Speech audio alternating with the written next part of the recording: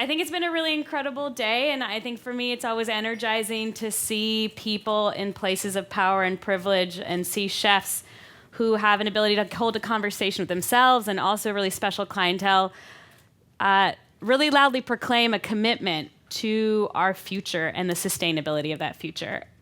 What we want to take some time to talk about today is a little bit about La Cocina, but really about the other voices that have always shaped our food industry, the flavors that make a menu unique, the people that have always been part of the fabric of the cities that we love, but have not been given the same shake, the talent that hasn't been given the same stage, that still doesn't get heard from, the indigenous people that are still not asked to be leaders in climate change, even though they're the ones who once lived resiliently with the land. They weren't the ones who destroyed the land. And so what we want to do together today is hopefully just close this and have you guys think about sustainability as a whole, just not one piece of it. Climate change is holistic, but sustainability as a whole nut, and that like systems that are resilient, forests that are vibrant are ones where everybody is thriving. And so I hope today to leave you with a thought about the other real leaders in food and how we can start to invest in their talent and their success. Great. So to do that, I'm going to tell you a number of stories, but first I'm going to tell you the story of Night Young. She is the owner of Neum Bai, a restaurant in Oakland. Neum Bai means eat rice in Cambodian, and when you eat at her restaurant, that's what the server will tell you before you begin to enjoy your meal.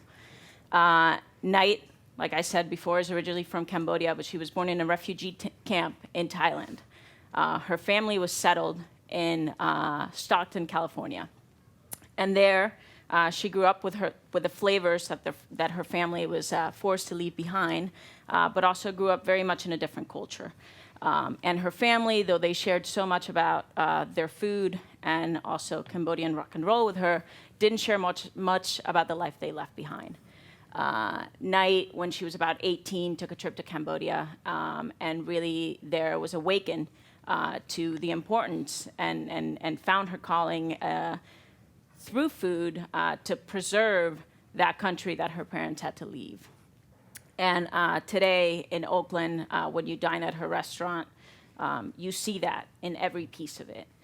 She is fighting to sustain a culture and a way of being that otherwise would be lost. You see that in the vintage Cambodian rock and roll records that a man actually buried into the ground before he escaped Cambodia shared with her so that she could make replicas to hang on the wall. You see it in the music, you taste it in the food, and you see it in the folks that work in her kitchen. And if you can't see, there's like a list of awards that for those of you in the back, that she has garnered in the 1 year that she's been open. We stopped keeping track. But. Sure. James Beard nominations, Bon Appetit, San Francisco Chronicle, you name it. She's legit. So La Cocina, we are located right here in San Francisco in the heart of the Mission District. We are a nonprofit kitchen incubator, and we were really born out of this idea that everybody deserves an opportunity to make a living doing what they love to do. And we were born out of the opportunity, out of the belief that, equity is not a matter of skill, it's a matter of opportunity. And when we don't see the opportunities out there that we need for the kinds of folks we want to make up our communities, we have to go out there and make those opportunities happen. Today, 15 years after the birth of La Cocina, we've worked with over 100 businesses. We now have 32 brick and mortar locations.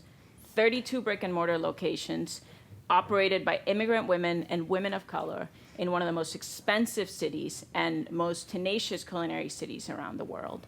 And all of these women are low income, and the vast majority of them started their businesses with $5,000 or less.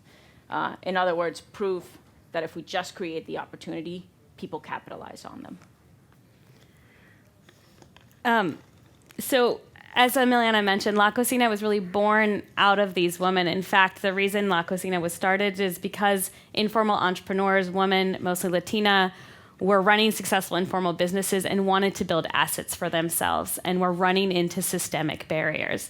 And that's really where our program is born and how our approach has been created. And it's a very holistic one because there are multiple barriers that are put in front of women and people of color, and often and therefore they're underrepresented.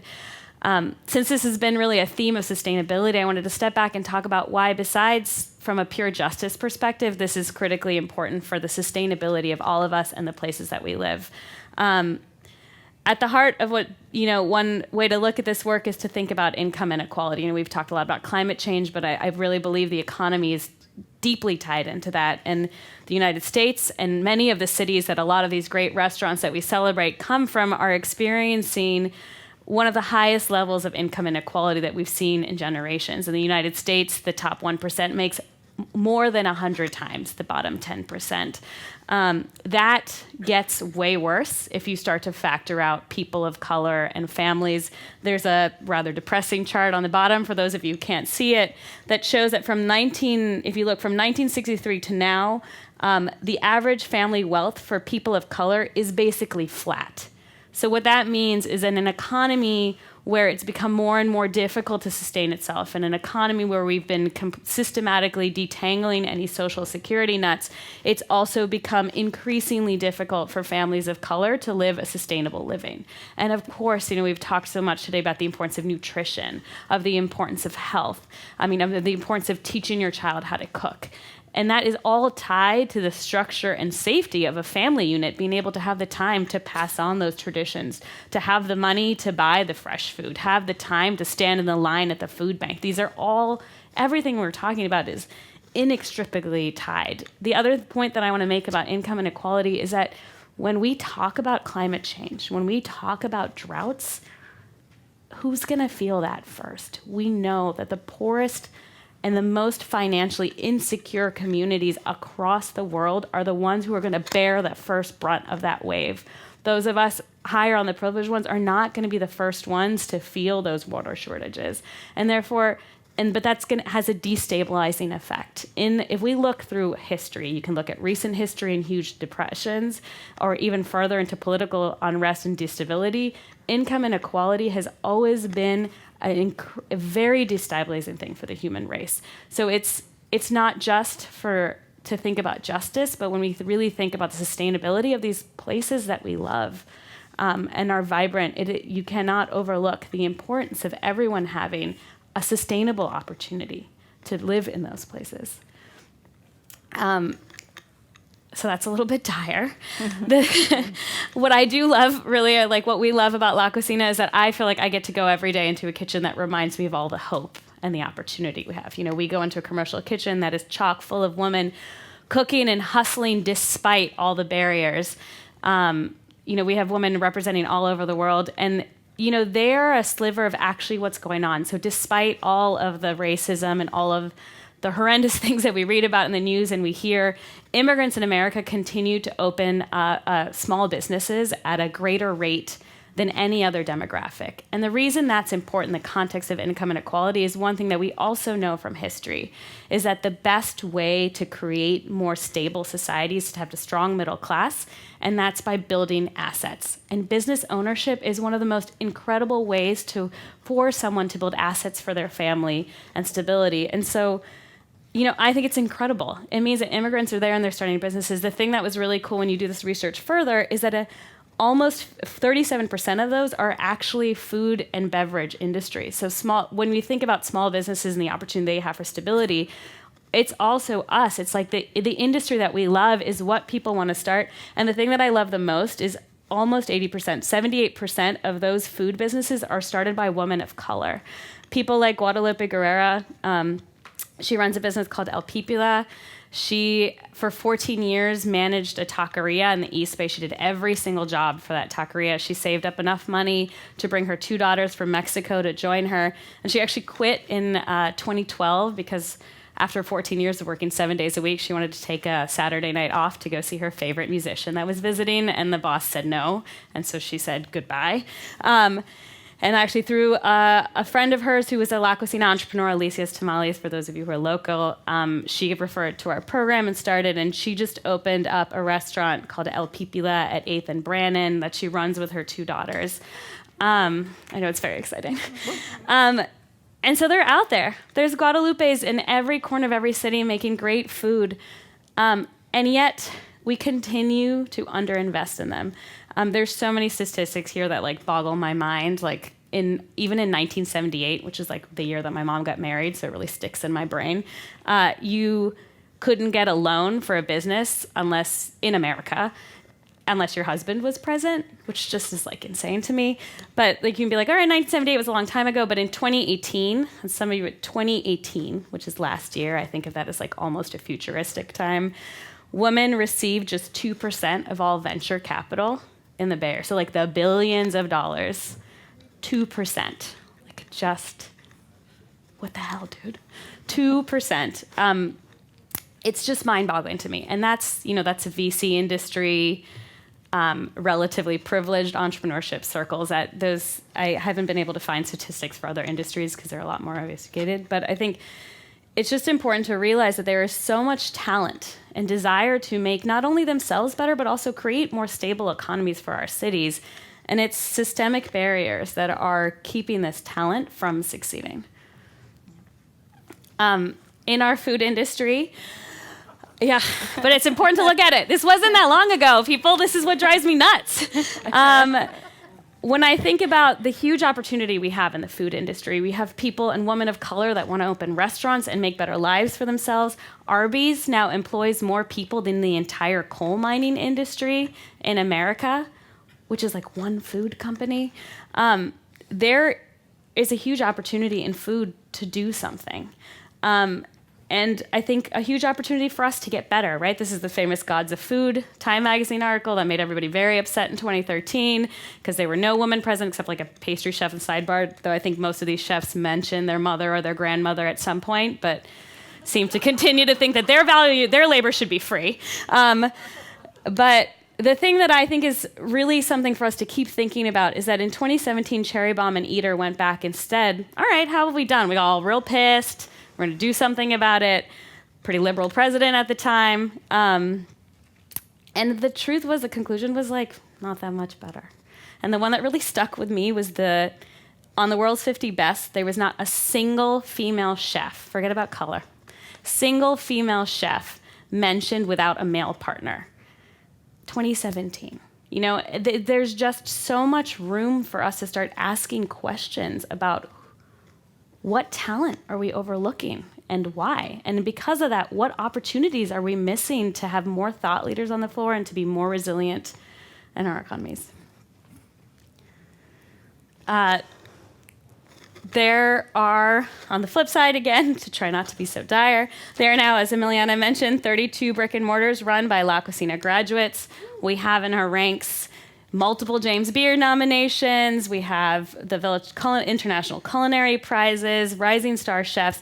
I mean, if these women were a restaurant group in of themselves, they would be one of the most they'd be a successful international restaurant. We have restaurants that have been in the Bay Area for 5 years.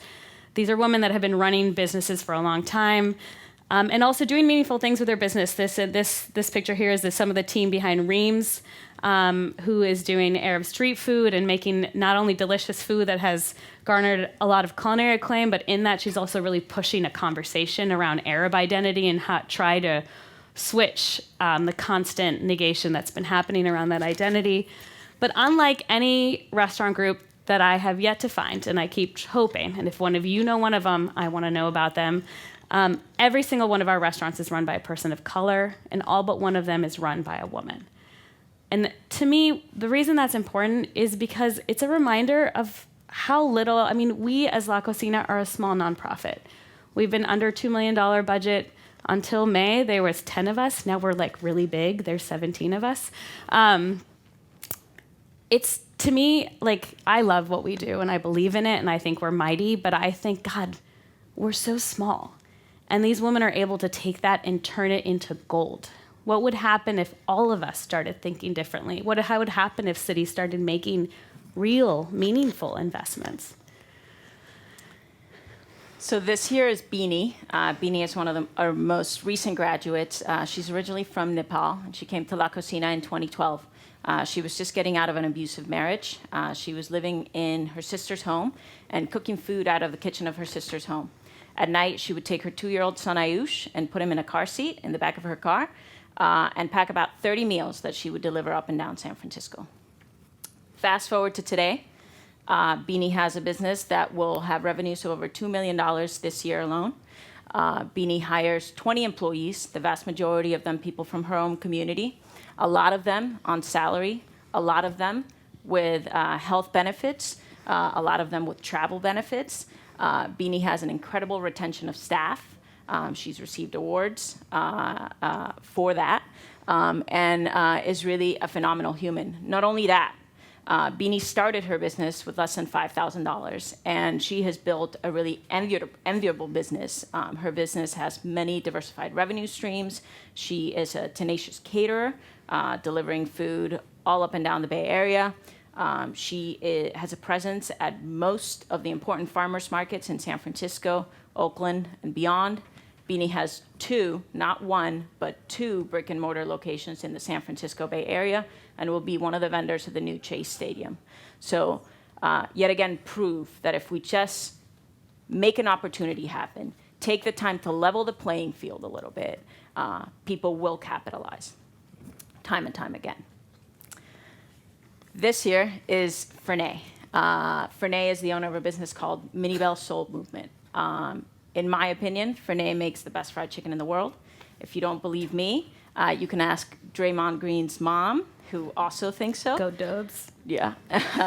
Fernay was born and raised here in San Francisco, in the Fillmore district. It's a neighborhood that's historically been an African-American neighborhood, a neighborhood that has seen time and time again displacement, a neighborhood that has suffered from tons of gentrification, and a neighborhood and community that continues to be marginalized. Fernay, to me, is a reminder of all the work left to be done. The fact that we all have a responsibility to use our positions of privilege, to put our money where our mouth is, and to fight for people like Fernay. I say this because next week, Fernay, a San Francisco native, a San Francisco Chronicle 2018 Rising Star Chef of the Year, will be moving across the Bay to Oakland because she has not been able, and we have not been able, to manufacture an opportunity for her right here in the neighborhood that birthed her and in the neighborhood that raised her. And though I hope that Fernay kills it in the East Bay, I also fear that San Francisco will lose her. And that if we can't make spaces for somebody like Fernay, who belongs here, more than me, more than Geetika, then what are we doing?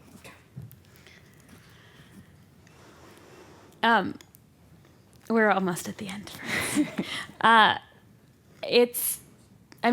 guess I just hope that as you're thinking about sustainability and you're in these spaces, that this can be a reminder of how much talent there's out there. I mean, for those of us who love to travel, for chefs that are inspired by cultural flavors and they bring new ideas to your menus, I hope this can be a reminder that maybe it's time to not just represent those people in an ingredient or a mention on your menu, but actually invite them to sit at your table. To not, whether you're talking about climate change or whether you're talking about who should be the next leader of your new venture. You know, maybe it's time to ask yourself, what can you do with your power and your privilege in your cities to have more diverse representation at the table? There's so much opportunity when if you're putting together a gathering, a conference. Who's speaking? Who are you giving people an opportunity to learn from? Who are you giving an opportunity for ownership? I think in that there's so much room for all of us to grow. I promise you will get something remarkably memorable and delicious, and an opportunity to learn from a perspective that we haven't gotten to hear from as often because we've constantly undervalued and systemically ignored the talent that's out there. Yeah. I think we're at a turning point where we have an opportunity to really, and I say this all the time, it's somewhat cheesy, but to be the change we want to see in the world. And I think, Dominique said it earlier, it's time for all of us to wake up and to do what's right. Justice deserves humanity, and equity begs opportunity. And so what I would say to you is I hear so often in the restaurant industry that we treat our employees like family. That's great, but even better is to treat your employees like leaders. Because if you give them that space, they will take your platform and they will build it bigger. They will build it taller and probably better. Thank you. Thanks, guys.